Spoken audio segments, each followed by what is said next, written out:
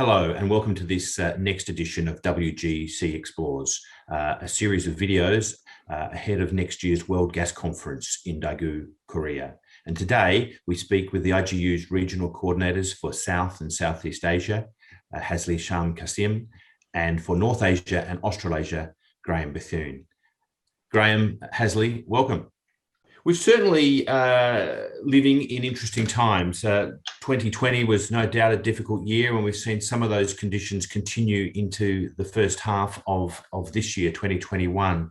What have we learnt about the role of the gas industry and its contribution to the economies and communities in which we operate here in Asia and Australasia? Graeme, what are your thoughts on that point? Well, I think one of the very interesting things about the performance of the gas industry over the last 18 months was that despite there being a global pandemic, the first in a generation, the gas industry hardly missed a beat.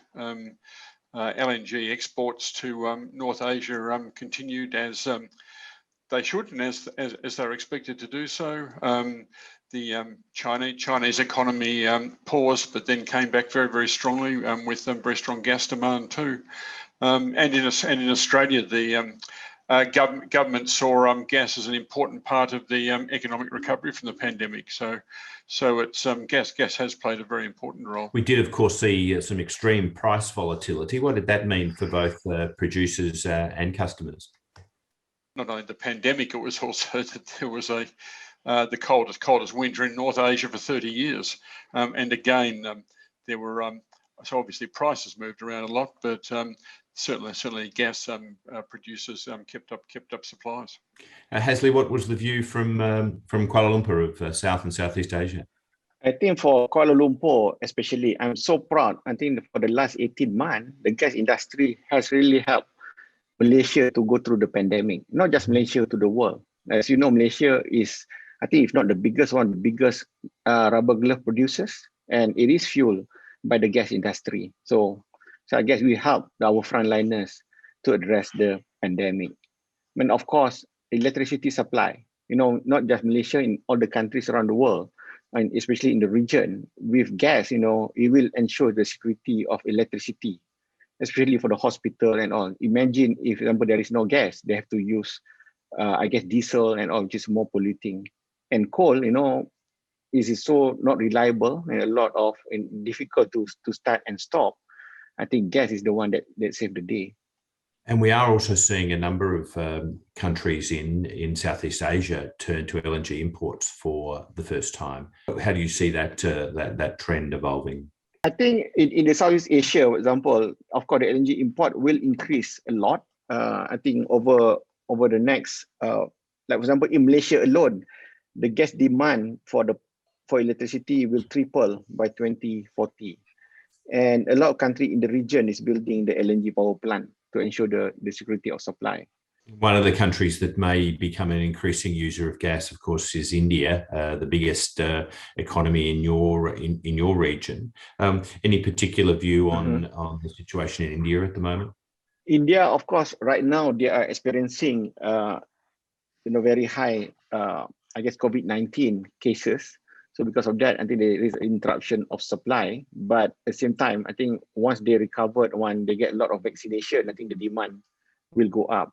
I think India, they have been relying on gas in order to clean the air in their cities.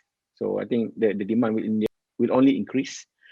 And we also know India is trying to go a lot into renewable. And we all know for renewable to be successful, it needs gas and its partners. Yeah. Is that partnership between gas and renewables widely understood in the region? And do you think it will underpin a need for gas in the years, if not decades ahead? I think for now, it is not so widely understood in the region. My take is that a lot of the world take gas for granted because it has been there and so reliable that people forgot about it. So it is our duty as a gas association, and especially IGU, to educate the people, the policymakers, that they actually need gas in order to address this energy transition faster and cheaper, and for it to be successful.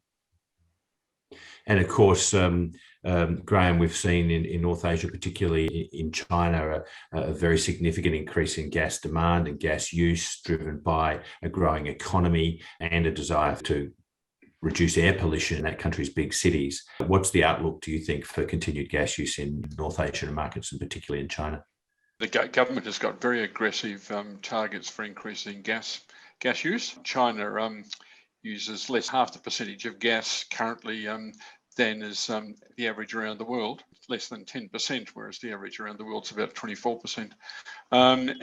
China's aiming to get up significantly, and that's in a growing economy. So, all of the prospects in China are for increasing gas demand. Interestingly too, in the immediate term, in the first quarter of this year, so Chinese LNG demand was up by about 25% from last year. So that was from the start of the pandemic to where we are now. So again, it shows the strength of Chinese demand.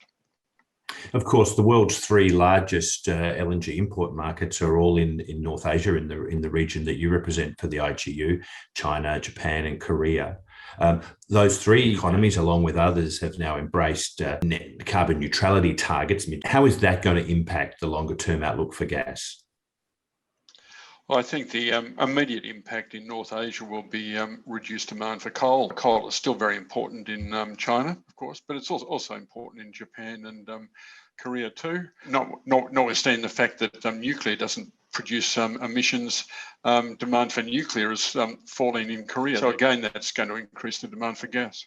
2 weeks ago, International Energy Agency's report Pathway Zero Emissions by 2050 outline some fairly ambitious scenarios, I guess, for achieving those targets within over the next 30 years or so. What do you see as some of the challenges that those ambitions represent, and how they might be met in this part of the world? The IEA report's a very important report. I think it's in some ways been misunderstood or misinterpreted. It's not a forecast.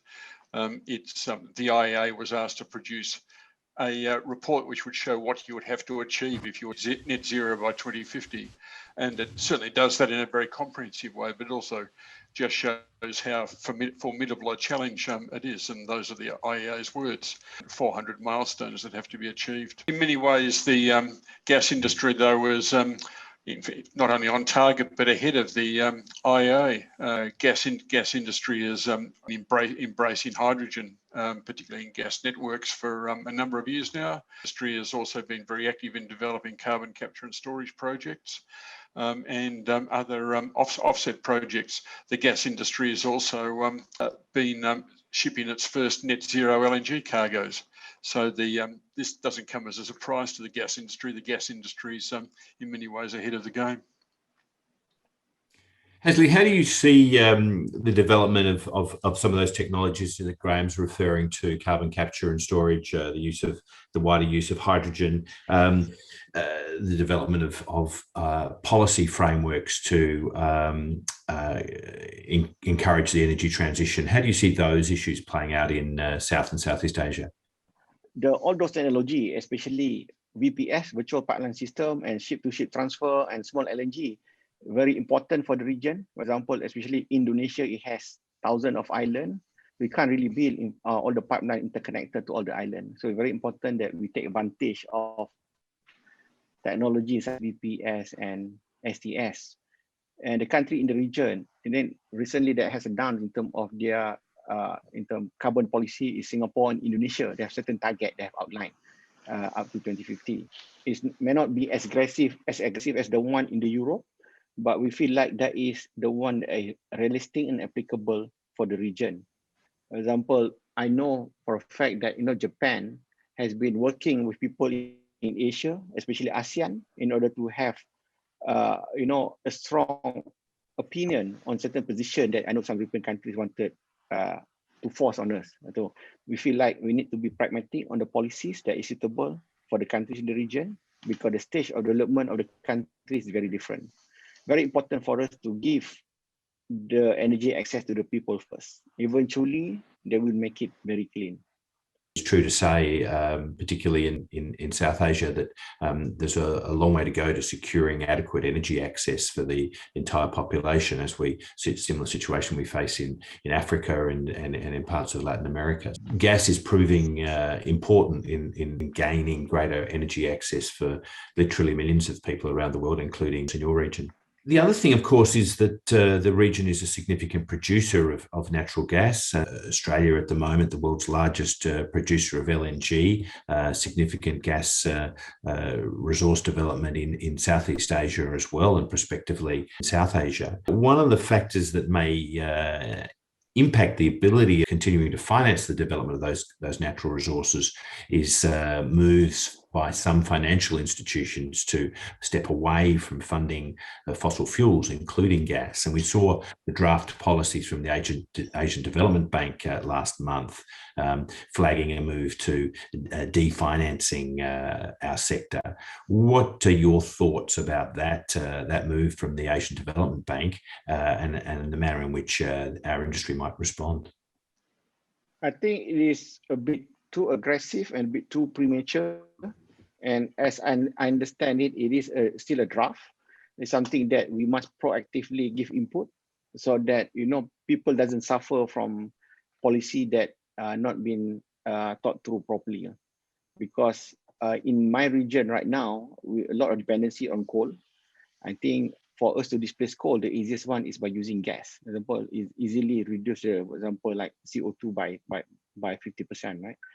And you can see the example already in China, when they go towards a lot more gas, they manage to clean the air in the cities, and not just China, in many cities around the world. I think we have seen that example. So it is very important that we actively engage the policymakers. I'm sure they want to implement the right policies. It is our job as an industry to really educate and really, work with them to come up with the right policies.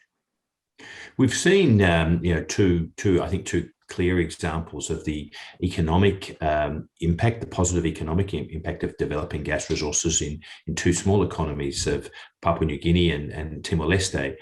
Both have significant gas developments already, but prospectively significant resources still to be developed.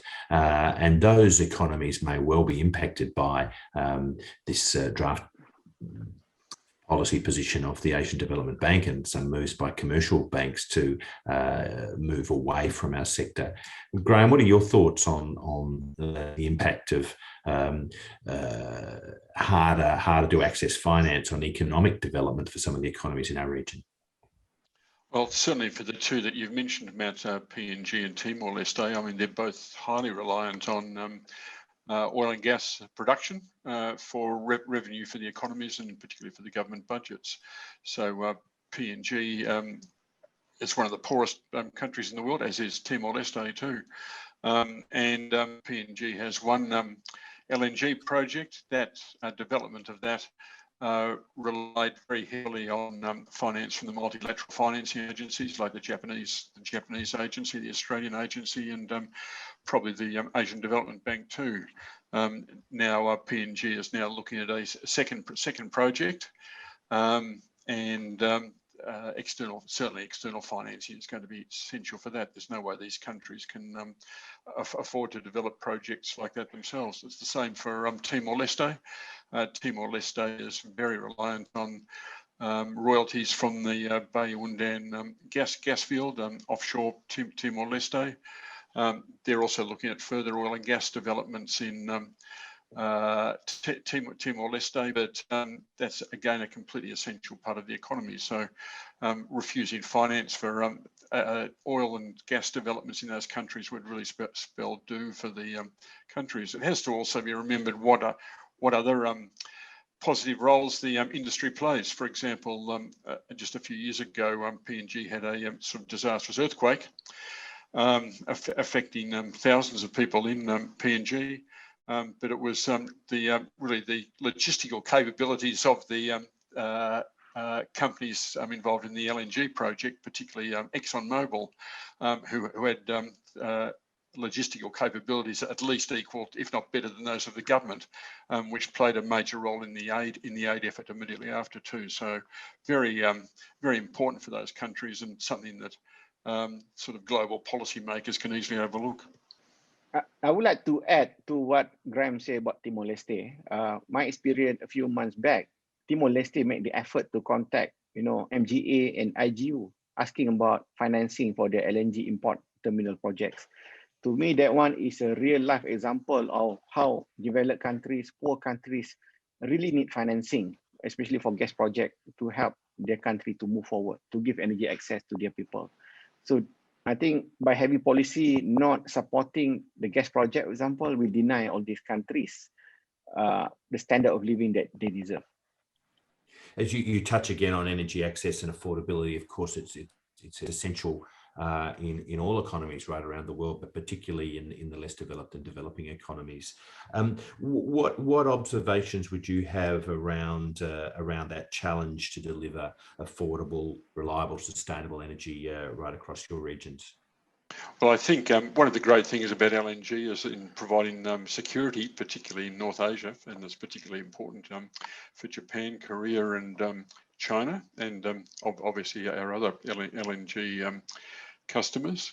And sustainability is important too. On the affordability side, though, one of the things about LNG is it tends to be relatively more expensive than gas is, for example, in the US or in Europe now. One of the reasons for that is that gas prices or LNG prices are linked to oil prices, which is what used to be the case in Western Europe, but that's broken down over the last 10 or 20 years. And now Western European prices are set very much in deep liquid markets, basically.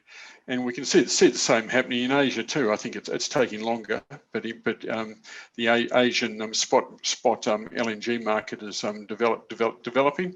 And for many years, the major buyers have been keen to break this link with oil, and I think that will happen. So again, that will increase the affordability. So gas will continue to provide a secure supply, not only in a geopolitical sense, but also backing up renewables. It will continue to provide major economic benefits, but I think it will also increasingly become affordable. And Hazli, from your perspective? In Southeast Asia, the countries in our region that have indigenous gas, I think they are at an advantage in terms of trying to maintain the affordability. But as we move forward, gas is the depleting resources. So the region is going to need LNG from around the world. And just like Graeme said earlier, LNG is relatively more expensive than others. For example, so the country need to be prepared in order to take a lot more of this LNG, which is a lot more expensive. And again, the country that have a lot of indigenous resources can use these other resources to subsidize the LNG prices so that the electricity tariff is still affordable.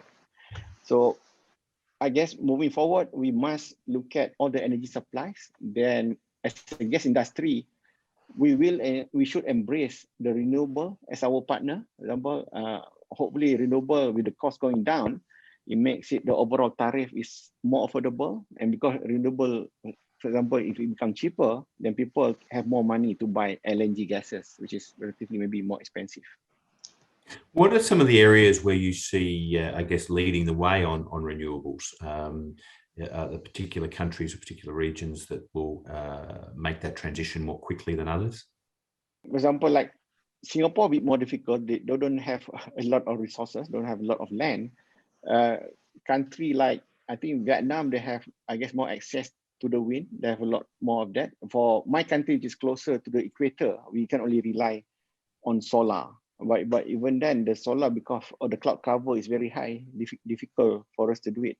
So it varies across the country in the region. Everybody wants to embrace renewable, but we still deep, I would say, in coal dependency. So we still have a lot of coal, and everybody trying to embrace the energy transition, the renewable energies, but the pace different countries, and sometimes it's speed up, sometimes it slows down a bit, depending on the pace. I think the first priority, for the country is to feed the people first, make it affordable, and when they can do that, they can speed up the renewable adoption. Graeme, the role of gas in supporting renewables is demonstrated in several places around around Australasia. For example, in South Australia, the state of South Australia, we've seen a very high uptake of renewables, but essentially supported by gas, which provides roughly half of the energy in that state, and renewables now providing the other half, and in fact, on one day earlier this year, providing 100% of the energy for that state of South Australia. In New Zealand, we see hydro energy playing a big role, but again, in some dry weather conditions, the hydrogen output being diminished, and looking toward gas to support and maintain energy supply. And what observations or comments could you make about those two jurisdictions and what they tell us about the relationship between renewables and gas?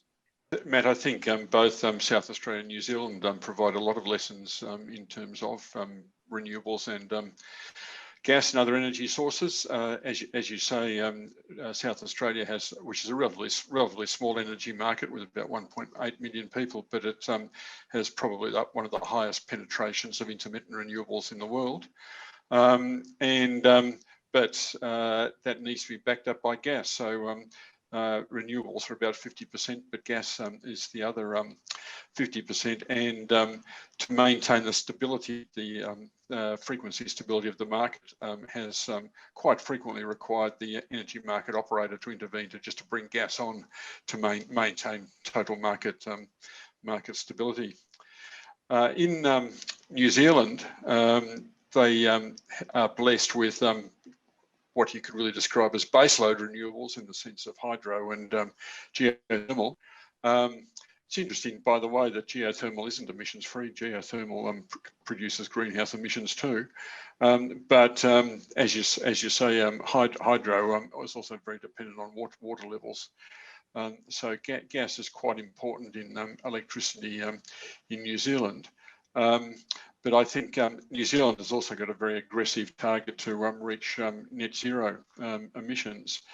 And in some ways, it provides some lessons in productive and less productive ways of trying to achieve that. Like, for example, they decided to not to issue any further frontier exploration permits for oil or gas. They were assuming that the companies would continue to explore there, and if they were successful, they would produce. What happened though was that left such a or was such a negative sign for the industry in terms of their confidence in the country, that basically all of the explorers left, and now New Zealand is having to look at importing LNG. So you can't or you shouldn't stop exploration because exploration and the gas that you get from it is still likely to be an essential underpinning future energy security. And I think we're starting to see that from the New Zealand example. You referred to the possibility of gas imports into New Zealand. As we mentioned earlier, there's a number of countries throughout the region looking at building gas LNG import facilities, amongst them Australia. And it's an oddity often remarked upon that the world's largest producer of LNG, with very abundant gas resources still in the ground, is contemplating building gas import terminals. What's at play there? How do you see that unfolding? Well, in some cases, that's kind of analogous with Malaysia. I mean, Malaysia is one of the world's biggest LNG exporters too, but also imports gas into LNG to Peninsular Malaysia on occasion from the east coast of Australia. So in many ways, it's not a question of gas demand and supply. It's really a question of what's the most efficient way of transporting it. For relatively short distances, pipelines are the best. But it's just not economic to build a pipeline in Australia from Western Australia to the East Coast. I would assume also in Malaysia that it wouldn't be economic to build a pipeline from Bintulu to Peninsular Malaysia. It's by far the most efficient way of transporting gases by LNG tanker. So that's what we're seeing.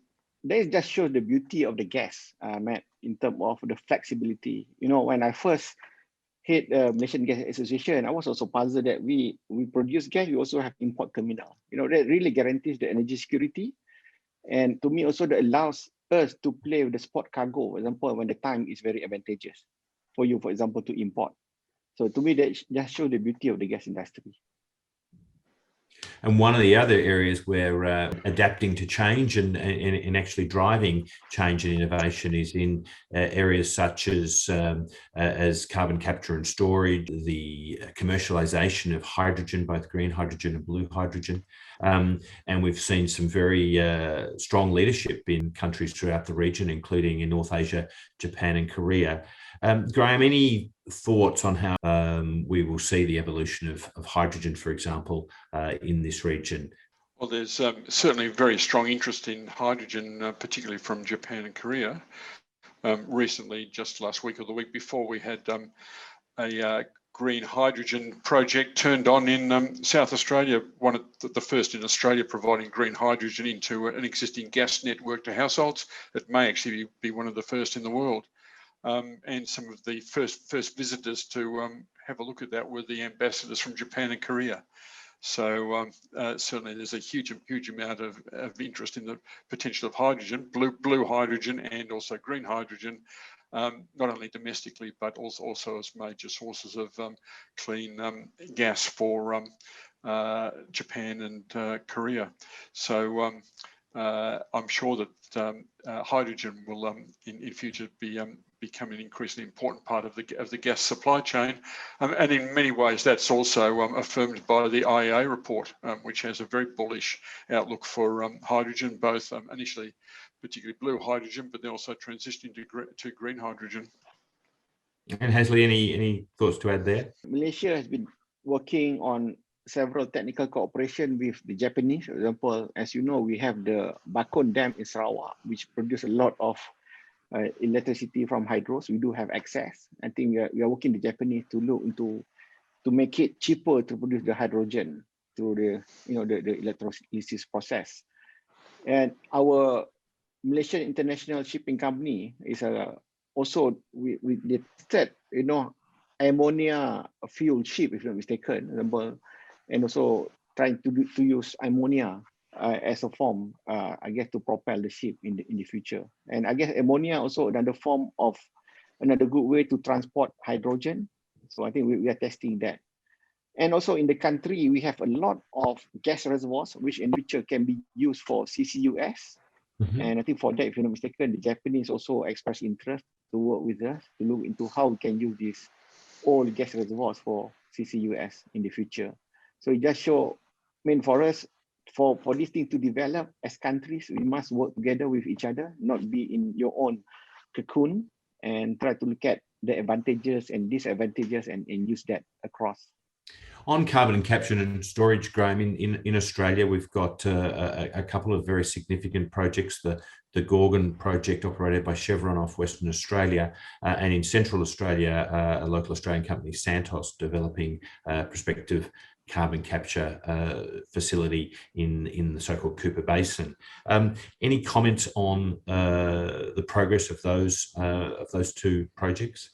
Carbon capture and storage has been part of the Gorgon LNG development plan since it started, really probably more than 10 years ago now. But that there have certainly been some hiccups in getting it to operating successfully, but it's operating successfully now. And in the last reporting on Australian greenhouse gas emissions for the last quarter of last year, they were actually really helped in reducing total emissions. So we've certainly got experience there. And the Cooper Basin is a sort of mature gas province that's been producing gas since the 1960s. So there's tremendous potential there now for carbon capture and storage, which the Australian company Santos is looking at quite actively too. For that matter, there's also going back to Timor-Leste. There's also Bayu Undan, the oil and gas field off Timor-Leste. Is just depleted now, but there's also significant potential in that for carbon capture and storage, which would assist Timor-Leste. We've touched on a number of changes that have occurred over recent times impacting our community and our industry. One of them, of course, is the restricted ability for us to meet face to face. We're conducting this discussion by Zoom, like we have so many discussions over the last 18 months or so. We do look forward to the resumption of face-to-face events, and in prospect, the first major coming together of the global gas industry will be at the World Gas Conference in Daegu, Korea, in May next year, less than 12 months from today. What do you think? How important are gatherings like the World Gas Conference, and what do you think the focus of attention will be when we come together next year? Incredibly important to meet face to face. The gas industry globally is big on the one hand, but relatively small in terms of the people who are involved, who do tend to know each other. The IGU is like a family. So it will really be a complete relief to be able to meet together for the first time, really since late 2019. Very important. I'm really looking forward to it. And so obviously one of the areas of that there'll be a lot of focus on is emissions and targets for net zero emissions, and what happens at COP26. So I'm sure that'll all be a very important part of the overall discussion. Hazli, of course, 9 years ago, Malaysia hosted the World Gas Conference. The world has changed quite a lot since then. What's your outlook toward Daegu next year, and some of the issues and topics of discussion that you think will be most prominent? I would say in terms of this different form of gases. So in Daegu will be a lot of discussion, I guess, interest on all these new form of gas, hydrogen and all other gases, biogas and all. But it is very important that we have to remind everyone that 80-90% of gas in the world is still natural gas. So of course, we need to be ready for these future gases, but at the same time, let's not forget about natural gas that is still the backbone of the industry. And I think from the pandemic also, we learned many good things. First of all, we can do meeting virtually, but of course, we also need to do meeting physically. I think in the past, as an industry, we focus too much or rely too much on physical meeting for us to discuss and decide on something. Because of that, we are a bit too slow. And I think the pandemic teaches us that we can still do virtual, and hopefully moving forward, it's hybrid, virtual and physical, so that we can do things faster and we can educate people faster and better. So very important that next year, we remind people on the importance of natural gas apart from these other gases. Yeah. Of course, the World Gas Conference does mark a moment when the international attention turns to our industry, and there is a wide and deep and wide discussion of its impacts and benefits. We've seen increasingly in recent years wider community and political interest in everything to do with climate and energy, and our industry is at the front and centre of that. How do you think our industry is going in terms of responding to the questions and concerns that the broader community has around energy, and what do you think we'll see in terms of key messages at the World Gas Conference in that respect? As an industry, through IGU, we are already responding to that. We're trying to educate the public. Recently, in Financial Times, Andy Kalitz of IGU has discussed and explained how the gas industry can help the world to achieve this net zero ambition, and in a practical or more pragmatic approach, how it is a lot more realistic than what was proposed, I guess, earlier in the IEA article. In Australasia, particularly in Australia and New Zealand, we've seen widespread discussion of energy and its impacts and policies that have restricted the development of new resources. How do you find the industry's response to some of these challenges, and how do you see that dialogue unfolding at next year's conference? In many ways, it's been very difficult for the industry, particularly as there's a lot of misinformation spread around. I think the industry is responding both by advocacy and setting out the facts, but also by reducing its own carbon footprint very quickly and aggressively, and making it clear that the industry is part of the solution, not part of the problem. And I'm sure there'll be discussion about that at Daegu as well. Thank you, Graeme, and thank you, Hazli, and thank you all for joining us for this video interview today. We will continue to provide discussion points around our industry in the run-up to next year's World Gas Conference in Daegu in May 2022. In the meantime, you can find more information at our website, wgc2022.org. Thank you again for joining us today, and we wish you all the very best.